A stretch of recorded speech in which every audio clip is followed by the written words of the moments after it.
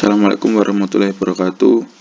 Saya Fajar Harijayana, NIM 114, Teknik Komunikasi Geologi kelas A, akan mempresentasikan mengenai poster saya mengenai aplikasi Calcareous Nanoplankton untuk paleo environment. Nah, struktur di kasusnya sendiri saya ambil di cekungan Jawa Timur Utara pada sedimen marin berumur Pliocene hingga Pleistocene. Langsung saja untuk abstraknya sendiri, yaitu Calcareous Nanoplankton merupakan organisme laut yang berukuran 5-15 mikron, di mana dia hidupnya menyebar di seluruh lautan yang ada di bumi. Populasinya ini karena menyebar ini mampu menjadikannya dia itu hidup di segala kondisi laut. Kemudian organisme ini banyak digunakan untuk menginterpretasi lingkungan masa lampau pada suatu lautan, sehingga bisa tahu bagaimana perubahan muka air lautnya, sea level change-nya, serta paleosalinitasnya. Nah, untuk menginterpretasi kondisi tersebut biasanya digunakan perubahan populasi dari spesies nanoplankton itu sendiri, yaitu digunakan Sphenolithus abies dan Helicosphaeri carteri untuk sea level change, sedangkan Sphenolithus, kemudian Helicosphaeri, kemudian Calcidiscus, nah itu untuk di paleosalinitas. Nah, di cekungan Jawa Timur Utara sendiri dapat diketahui bahwa ketika di Miocene dia mengalami kenaikan muka air laut, kemudian pada Middle Miocene dia penurunan muka air laut.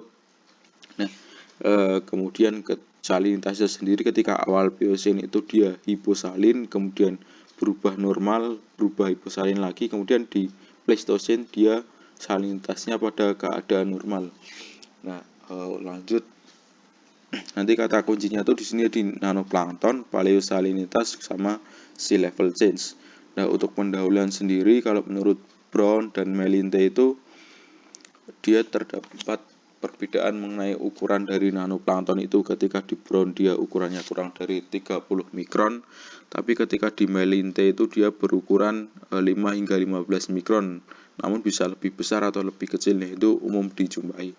Nah, untuk penyebarannya sendiri ini berada di seluruh lautan, dia hampir banyak ditemui di banyak lautan. Nah, dia biasanya digunakan untuk berbagai kepentingan, entah dia biologi kelautan, geologi kelautan, kemudian biogeokimia ataupun paleontologi.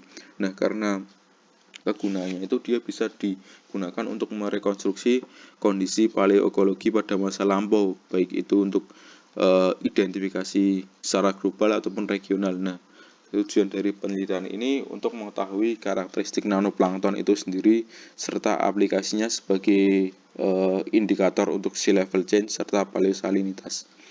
Nah, untuk metodenya yang sendiri yang digunakan yaitu studi literatur, di mana nanti dari studi literatur itu didapatkan ciri dari nanoplankton, kemudian aplikasi nanoplankton yang nanti dikaitkan dengan studi kasus di cekungan Jawa Timur Utara. Nah, lanjut ke karakteristik nanoplankton itu sendiri, di mana nanoplankton itu dia ukurannya kalau menurut tahapan 80 dalam Melinte itu dia ukurannya kurang dari 2 mikrometer. Nah, itu biasanya dia didefinisikan sebagai ultra mikro plankton, namun juga ada menurut Brown ataupun Melinte dia menyebutkan ukurannya mungkin rata-rata 5-15 mikron. Nah, Calcareous nanoplankton itu ketika dia udah menjadi fosil umumnya dijumpainya itu sebagai kokolit. Nah, kokolit ini dia ketika ukurannya dia itu bentukan dari nanoplanktonnya itu sudah tidak terlihat bagus. Nah, tapi ketika dia masih menunjukkan bentukan-bentukan yang bagus, nah itu bentukan-bentukan aslinya bisa disebut sebagai Cocosphaerae.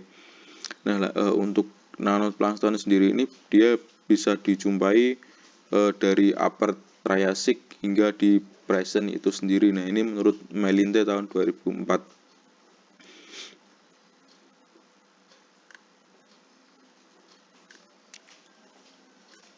Nah, lanjut. Nah, untuk ini pada paleosalinitas ini dia kemudian lanjut ke sea level change. Nah, untuk sea level change ini dia menggunakan perubahan populasi dari Helicosphaeri carteri serta Sphenolithus. Nah, ini dapat dilihat dari grafik ini, ketika dia pada berumur ketika di Miocene akhir dia populasi dari dari spenolitasnya tuh biasa-biasa aja. Kemudian pada awal Pliocene tuh dia mengalami kenaikan populasi spenolites. Nah, ini menunjukkan bahwa pada awal Pliocene ini mengalami perubahan muka air laut atau air lautnya pada kondisi yang paling tinggi. Tapi ketika dia udah mulai middle Pliocene, nah populasi dari spenolitusnya tuh udah menurun. Jadi ini muka air lautnya turun. Nah, lebih tepatnya ketika dia pembentukan formasi mundu, dia pada fase transgresi, tapi ketika di formasi Selorejo, nah ini pada fase regresi. Nah, itu bisa dilihat juga dari litologinya. Ketika di formasi mundu ini yang dijumpai batuan-batuan karbonat, tapi ketika di late Pliocene, nah ini dia dijumpainya tuh batu pasir. Kemudian di sini udah mulai karbonatan, udah bukan karbonat murni. Nah, kemudian untuk lanjut ke paleosalinitas. Nah, paleosalinitas sendiri ini menggunakan indikator 3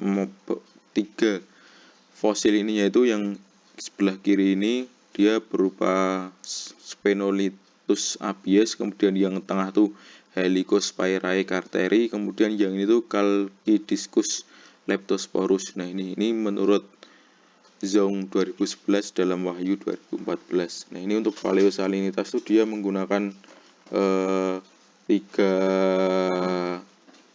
tiga fosil indikator, di mana ini dapat dilihat ketika Chalkidiscusnya banyak, yaitu di formasi ledok. Nah, ini pada kondisi hiposalin, tapi ketika dia Sphenolithusnya abiesnya ini dia tinggi, ini menunjukkan kondisi normal.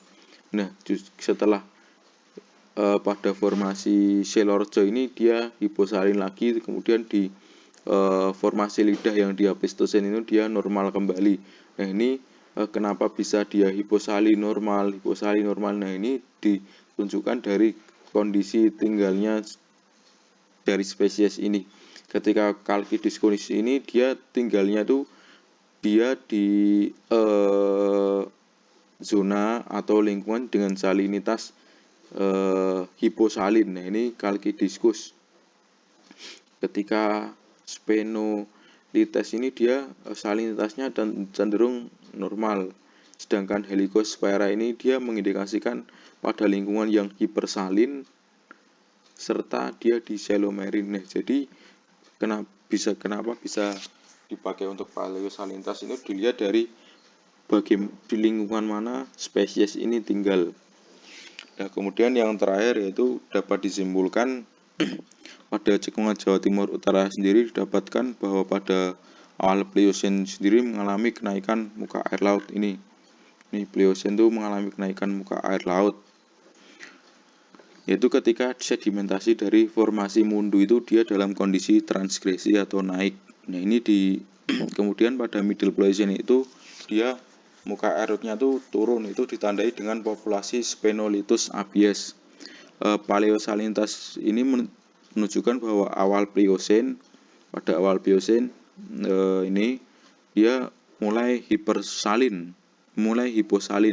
Tapi ketika pertengahan Miocene dia menuju ke normal, dicirikan dengan spesies Sphenolithus yang dia semakin banyak.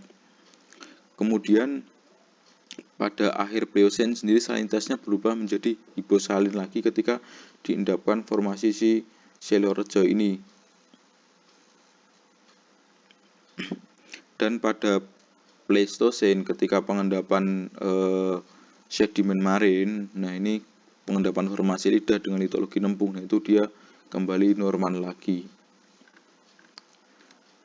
Nah, ini untuk daftar pustakanya saya pakai Bond 98, kemudian Melinte 2004, kemudian Wahyu, dan sebagainya.